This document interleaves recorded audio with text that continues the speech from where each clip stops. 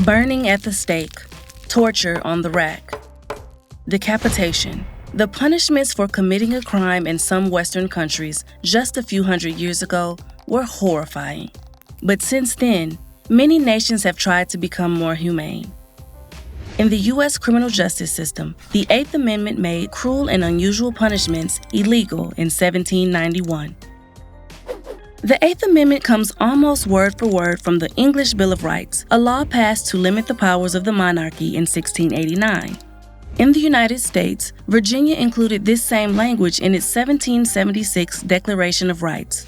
But some people objected to this language in 1789, when the U.S. Congress debated adding a federal Bill of Rights to the Constitution.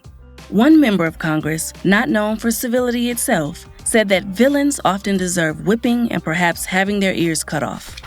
Ratified in 1791, the Eighth Amendment prohibits cruel and unusual punishment once a person is convicted of a crime. This forbids punishments that cause pain or suffering on purpose. It also bans excessive fines and establishes the right to be free on bail until your case is tried in a court of law. This protects the presumption of innocence, which means the government must consider you innocent until proven guilty. Some punishments that were allowed earlier in U.S. history are forbidden today.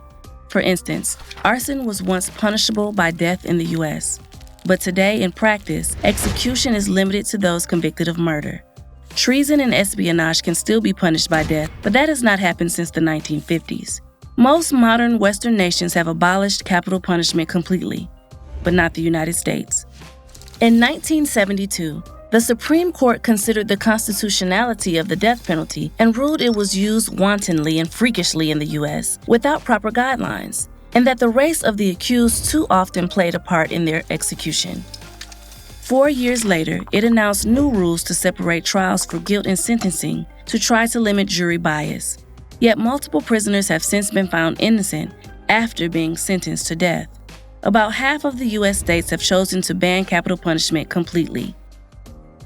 What punishments would you consider to be cruel and unusual?